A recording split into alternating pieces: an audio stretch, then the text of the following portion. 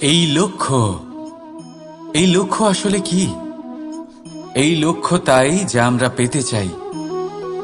এই সংসারে সুখী কে হয়? সুখী সেই যে তার লক্ষ্য পেয়ে গেছে। দুঃখী কে হয়? দুঃখী সেই যে তার লক্ষ্য এখনো পায়নি। এবারে প্রশ্ন এখন এটাই যে লক্ষ্য সবাই পেতে চায়, লক্ষ্য পাওয়ার জন্য সবাই প্রাণপণ চেষ্টাও করে, তাহলে সবাই তাদের লক্ষ্যে পৌঁছতে পারে না কেন?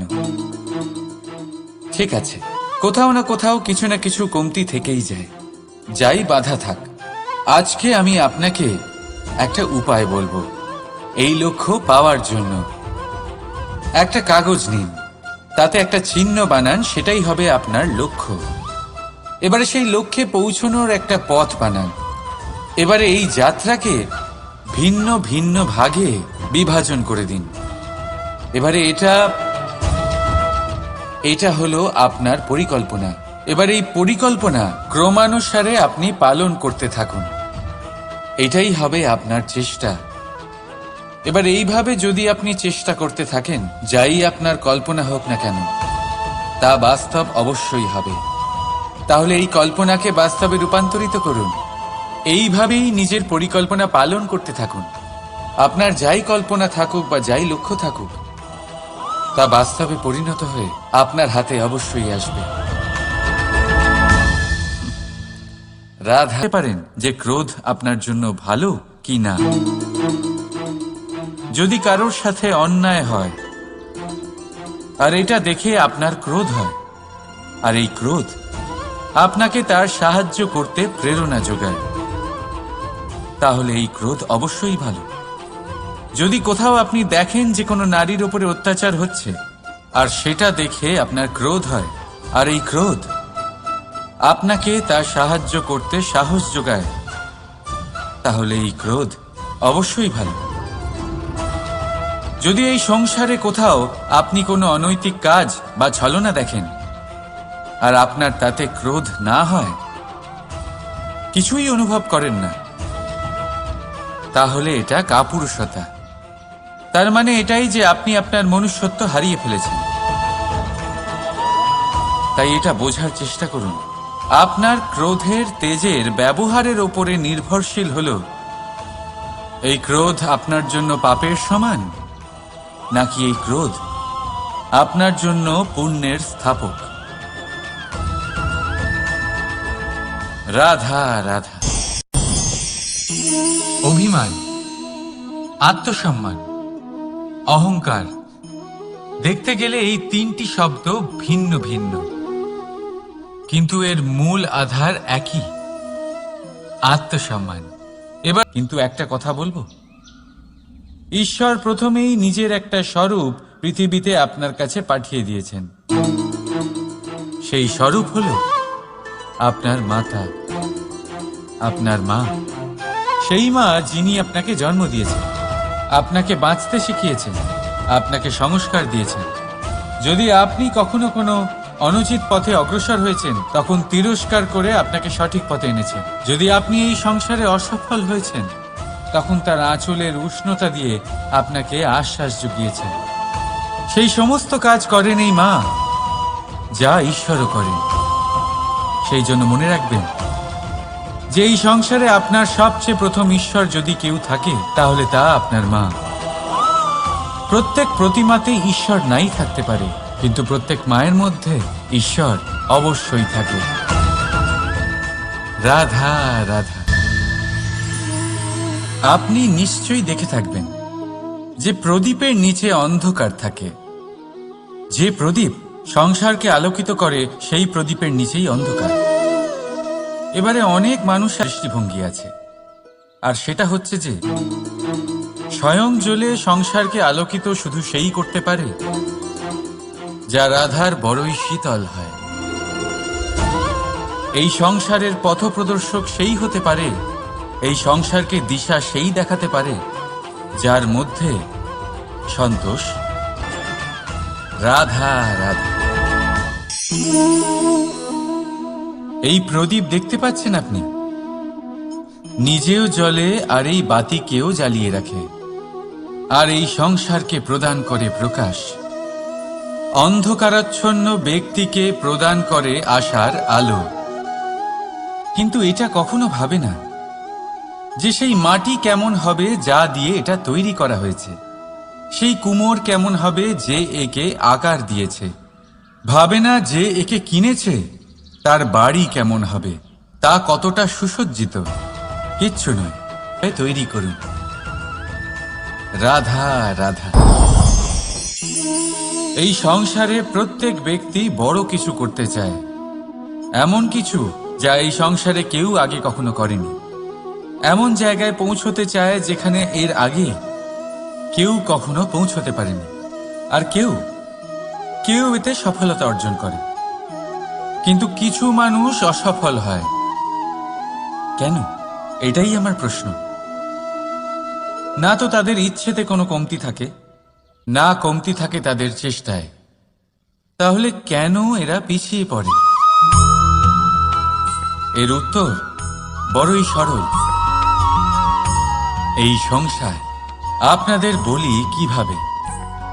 আপনারা সকলে সংসারে মহান কাজ করতে চান, সেই মান, সেই সম্মান পেতে চান যা এর আগে কেউ কখনো পায়নি।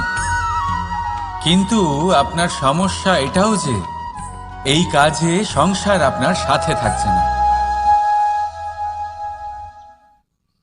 বড়ই অদ্ভুত ব্যাপার। দেখুন, ভুলে যান গোটা সংসারকে। জীবনে একা একা এগিয়ে চলুন। গঙ্গোত্রী থেকে যখন একটি জলের ফোঁটা বেরোয় তখন সেটা শুধু এক বিন্দু জল। তারপরে যখন সে তার যাত্রা শুরু করে অন্য জলের ফোঁটার সাথে মিশে, তখন সে স্রোতে পরিণত হয়, গঙ্গাতে পরিণত হয়।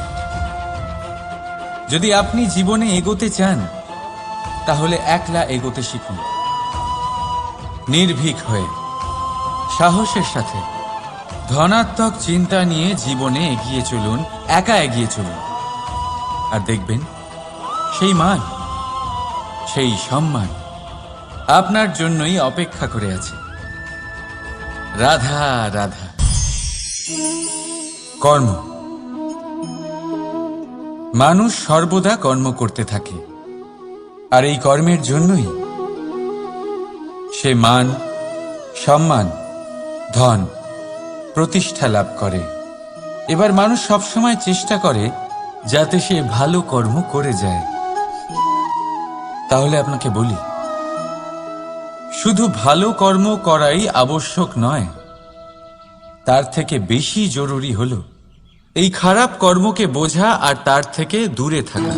কারণ যখনই আপনি কোনো সঠিক কাজ করেন বা ভালো কাজ করেন, কেউ তা মনে রাখে না। কিন্তু এই সংসারে বিষয়টা হলো এরকম, আপনি একটা খারাপ কর্ম করুন আর সেটা সবার মনে থাকে। এই খারাপ কর্ম কাজলের এক কৌটোর মতো হয়।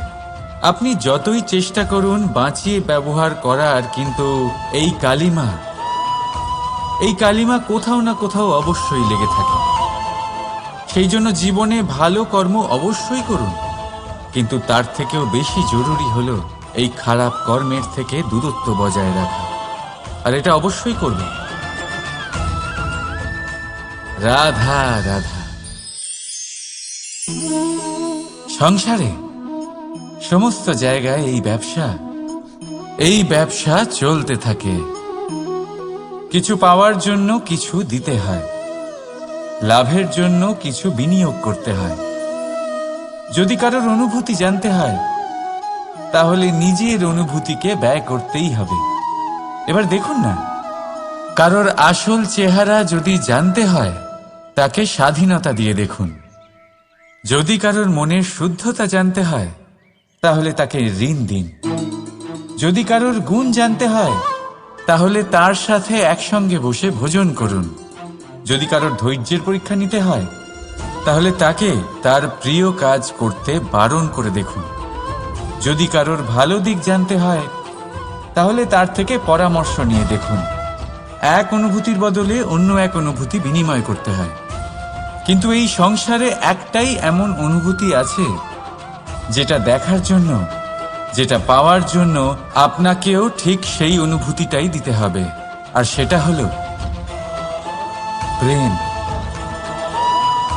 যদি কারোর ভালোবাসা দেখতে হয় তাহলে তাকে নিঃস্বার্থ ভালোবাসা দিন। যদি কারোর থেকে ভালোবাসা পেতে চান তাহলে তাকে নিঃস্বার্থ পরিশুদ্ধ ভালোবাসা দিন।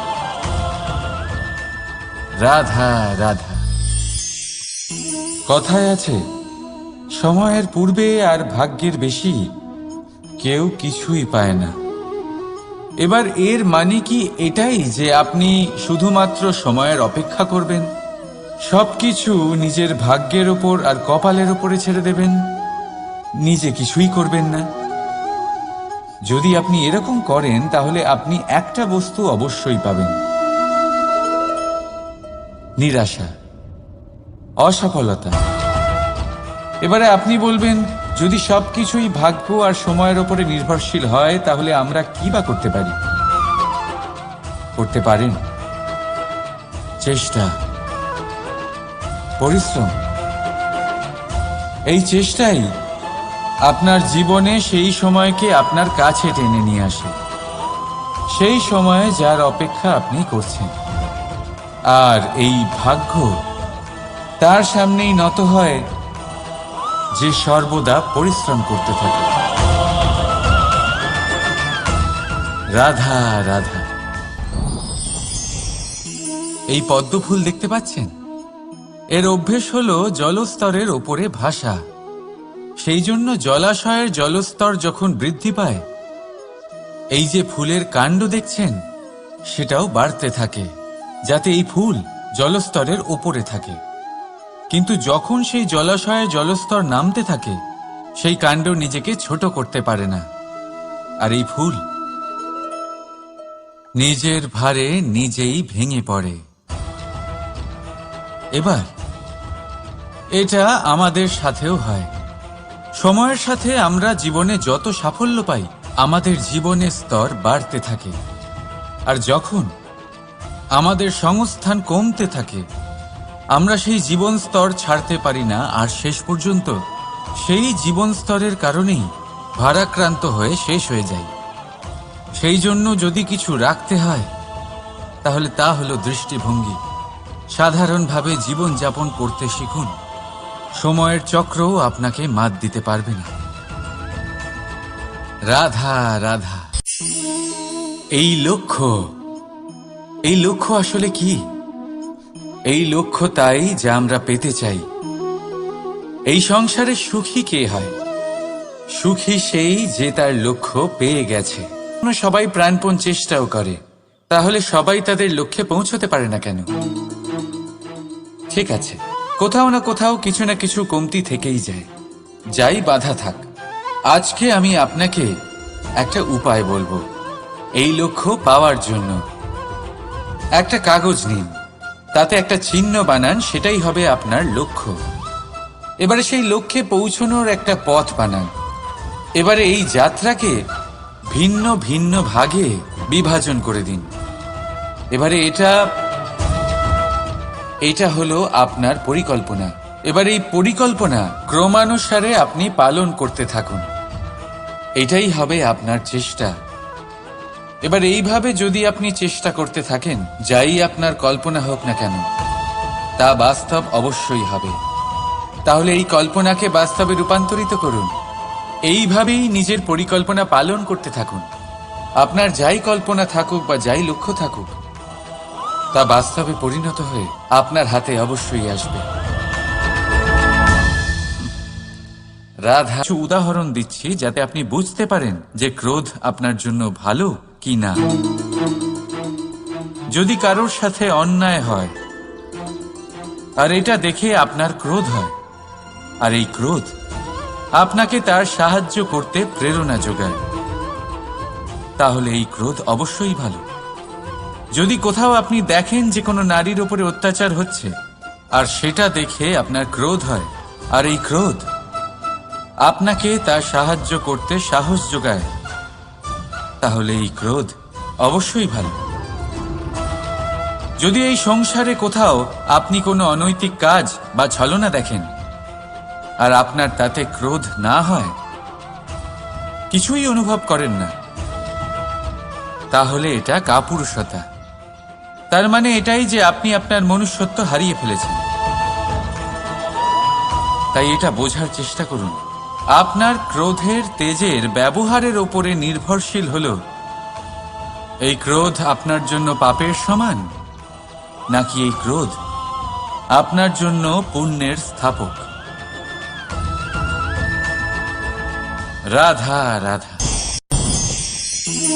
অভিমান, আত্মসম্মান, অহংকার, দেখতে গেলে এই তিনটি শব্দ ভিন্ন ভিন্ন, কিন্তু এর মূল আধার একই, আত্মসম্মান।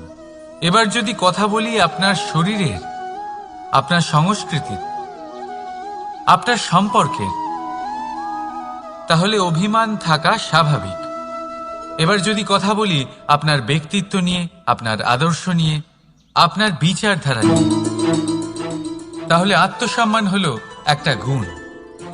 যদি এইভাবে বলা হয় যে আমি এই কার্য কারোর সাহায্য ছাড়া, সহযোগিতা ছাড়াও করতে পারি, তাহলে এটা আত্মসম্মান, আর এটা সঠিক। যদি এভাবে বলা হয় যে আমি এই কার্য কারোর সাহায্য ছাড়াই বা কারোর সহযোগিতা ছাড়াই করে ফেলেছি, তাহলে এটা অভিমান, এটাও সঠিক।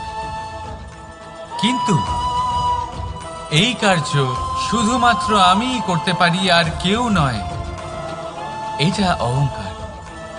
তাহলে এই শব্দ এবং তার অর্থ বোঝার চেষ্টা করুন, জীবন ধারণের এক নতুন পথ খুঁজে পাবেন। রাধা রাধা। সংসারে প্রত্যেক ব্যক্তি জানে, কিন্তু একটা কথা বলবো, ঈশ্বর প্রথমেই নিজের একটা স্বরূপ পৃথিবীতে আপনার কাছে পাঠিয়ে দিয়েছেন। সেই স্বরূপ হলো আপনার মাতা, আপনার মা। সেই মা যিনি আপনাকে জন্ম দিয়েছেন, আপনাকে বাঁচতে শিখিয়েছেন, আপনাকে সংস্কার দিয়েছেন। যদি আপনি কখনো কোনো অনুচিত পথে অগ্রসর হয়েছেন, তখন তিরস্কার করে আপনাকে সঠিক পথে এনেছেন। যদি আপনি এই সংসারে অসফল হয়েছেন, তখন তার আঁচলের উষ্ণতা দিয়ে আপনাকে আশ্বাস জুগিয়েছেন। সেই সমস্ত কাজ করেন এই মা, যা ঈশ্বরও করেন। সেই জন্য মনে রাখবেন যে এই সংসারে আপনার সবচেয়ে প্রথম ঈশ্বর যদি কেউ থাকে, তাহলে তা আপনার মা। প্রত্যেক প্রতিমাতেই ঈশ্বর নাই থাকতে পারে, কিন্তু প্রত্যেক মায়ের মধ্যে ঈশ্বর অবশ্যই থাকে। রাধা রাধা। আপনি নিশ্চয়ই দেখে থাকবেন যে প্রদীপের নিচে অন্ধকার থাকে। যে প্রদীপ সংসারকে আলোকিত করে, সেই প্রদীপের নিচেই অন্ধকার। এবারে অনেক মানুষ আছে যারা এই বিষয়টা এইভাবে দেখে যে ব্যক্তি নিজের সমস্যার সমাধান করতে পারে না, আর গোটা সংসারকে উপদেশ দেয়। কিন্তু এইটা দেখার আরো একটা দৃষ্টিভঙ্গি আছে, আর সেটা হচ্ছে যে স্বয়ং জ্বলে সংসারকে আলোকিত শুধু সেই করতে পারে যা রাধার বড়ই শীতল হয়। এই সংসারের পথপ্রদর্শক সেই হতে পারে, এই সংসারকে দিশা সেই দেখাতে পারে যার মধ্যে সন্তোষ। রাধা রাধা। এই প্রদীপ দেখতে পাচ্ছেন আপনি, নিজেও জ্বলে আর এই বাতিকেও জ্বালিয়ে রাখে। কমতি থাকে তাদের চেষ্টায়, তাহলে কেন এরা পিছিয়ে পড়ে? এর উত্তর বড়ই সরল। এই সংসার আপনাদের বলি কিভাবে। আপনারা সকলে সংসারে মহান কাজ করতে চান, সেই মান, সেই সম্মান পেতে চান যা এর আগে কেউ কখনো পায়নি। কিন্তু আপনার সমস্যা এটাও যে এই কাজে সংসার আপনার সাথে থাকছে না। বড়ই অদ্ভুত ব্যাপার। দেখুন, ভুলে যান গোটা সংসারকে, জীবনে একা একা এগিয়ে চলুন করে আছে। রাধা রাধা। কর্ম। মানুষ সর্বদা কর্ম করতে থাকে, আর এই কর্মের জন্যই সে মান করাই আবশ্যক নয়, তার থেকে বেশি জরুরি হল এই খারাপ কর্মকে বোঝা আর তার থেকে দূরে থাকা। কারণ যখনই আপনি কোনো সঠিক কাজ করেন বা ভালো কাজ করেন, কেউ তা মনে রাখে না। কিন্তু এই সংসারে বিষয়টা হলো এরকম, আপনি একটা খারাপ কর্ম করুন আর সেটা সবার মনে থাকে। এই খারাপ কর্ম কাজলের এক কৌটোর মতো হয়। আপনি যতই চেষ্টা করুন বাঁচিয়ে ব্যবহার করার, কিন্তু এই কালিমা কোথাও না কোথাও অবশ্যই লেগে থাকে। সেই জন্য জীবনে ভালো কর্ম অবশ্যই করুন, কিন্তু তার থেকেও বেশি জরুরি হলো এই খারাপ কর্মের থেকে দূরত্ব বজায় রাখা। আর এটা অবশ্যই করবেন। রাধা রাধা। সংসারে সমস্ত জায়গায় এই ব্যবসা চলতে থাকে। কিছু পাওয়ার জন্য কিছু দিতে হয়, লাভের জন্য কিছু বিনিয়োগ করতে হয়। যদি কারোর অনুভূতি জানতে হয়, তাহলে নিজের অনুভূতিকে ব্যয় করতেই হবে। এবার দেখুন না, কারোর আসল চেহারা যদি জানতে হয়, তাকে স্বাধীনতা দিয়ে দেখুন। যদি কারোর মনের শুদ্ধতা জানতে হয়, তাহলে তাকে ঋণ দিন। যদি কারোর গুণ জানতে হয়, তাহলে তার সাথে একসঙ্গে বসে ভোজন করুন। যদি কারোর ধৈর্যের পরীক্ষা নিতে হয়, তাহলে তাকে তার প্রিয় কাজ করতে বারণ করে দেখুন।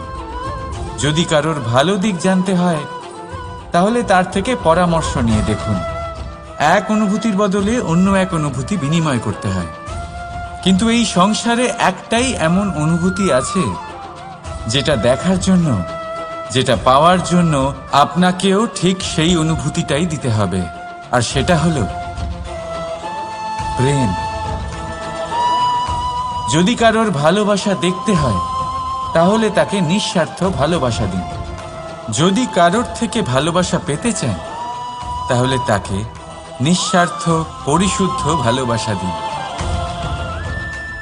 রাধা রাধা। কথায় আছে, সময়ের পূর্বে আর ভাগ্যের বেশি কেউ কিছুই পায় না। এবার এর মানে কি এটাই যে আপনি শুধুমাত্র সময়ের অপেক্ষা করবেন, সবকিছু নিজের ভাগ্যের ওপর আর কপালের ওপরে ছেড়ে দেবেন, নিজে কিছুই করবেন না? যদি আপনি এরকম করেন, তাহলে আপনি একটা বস্তু অবশ্যই পাবেন: নিরাশা, অসফলতা। এবারে আপনি বলবেন, যদি সবকিছুই ভাগ্য আর সময়ের ওপরে নির্ভরশীল হয়, তাহলে আমরা কি বা করতে পারি? করতে পারেন চেষ্টা, পরিশ্রম। এই চেষ্টাই আপনার জীবনে সেই সময়কে আপনার কাছে টেনে নিয়ে আসে, সেই সময়ে যার অপেক্ষা আপনি করছেন। আর এই ভাগ্য তার সামনেই নত হয়, যে সর্বদা পরিশ্রম করতে থাকে। রাধা রাধা। এই পদ্মফুল দেখতে পাচ্ছেন? এর অভ্যেস হলো জলস্তরের ওপরে ভাসা। সেই জন্য জলাশয়ের জলস্তর যখন বৃদ্ধি পায়, এই যে ফুলের কাণ্ড দেখছেন, সেটাও বাড়তে থাকে, যাতে এই ফুল জলস্তরের ওপরে থাকে। কিন্তু যখন সেই জলাশয়ে জলস্তর নামতে থাকে, সেই কাণ্ড নিজেকে ছোট করতে পারে না, আর এই ফুল নিজের ভারে নিজেই ভেঙে পড়ে। এবার এটা আমাদের সাথেও হয়। সময়ের সাথে আমরা জীবনে যত সাফল্য পাই, আমাদের জীবনের স্তর বাড়তে থাকে। আর যখন আমাদের সংস্থান কমতে থাকে, আমরা সেই জীবন স্তর ছাড়তে পারি না, আর শেষ পর্যন্ত সেই জীবন স্তরের কারণেই ভারাক্রান্ত হয়ে শেষ হয়ে যায়। সেই জন্য যদি কিছু রাখতে হয়, তাহলে তা হলো দৃষ্টিভঙ্গি। সাধারণভাবে জীবন যাপন করতে শিখুন। সময়ের চক্রও আপনাকে মাত দিতে পারবে না। রাধা রাধা। এই লক্ষ্য আসলে কি? এই লক্ষ্য তাই যা আমরা পেতে চাই। এই সংসারে সুখী কে হয়? সুখী সেই যে। তাহলে সবাই তাদের লক্ষ্যে পৌঁছতে পারে না কেন? ঠিক আছে, কোথাও না কোথাও কিছু না কিছু কমতি থেকেই যায়। যাই বাধা থাক, আজকে আমি আপনাকে একটা উপায় বলবো এই লক্ষ্য পাওয়ার জন্য। একটা কাগজ নিন, তাতে একটা চিহ্ন বানান, সেটাই হবে আপনার লক্ষ্য। এবারে সেই লক্ষ্যে পৌঁছানোর একটা পথ বানান। এবারে এই যাত্রাকে ভিন্ন ভিন্ন ভাগে বিভাজন করে দিন। এবারে এটা হলো আপনার পরিকল্পনা। এবার এই পরিকল্পনা ক্রমানুসারে আপনি পালন করতে থাকুন। এটাই হবে আপনার চেষ্টা। এবার এইভাবে যদি আপনি চেষ্টা করতে থাকেন, যাই আপনার কল্পনা হোক না কেন, তা বাস্তব অবশ্যই হবে। তাহলে এই কল্পনাকে বাস্তবে রূপান্তরিত করুন। এইভাবেই নিজের পরিকল্পনা পালন করতে থাকুন। আপনার যাই কল্পনা থাকুক বা যাই লক্ষ্য থাকুক, তা বাস্তবে পরিণত হয়ে আপনার হাতে অবশ্যই আসবে।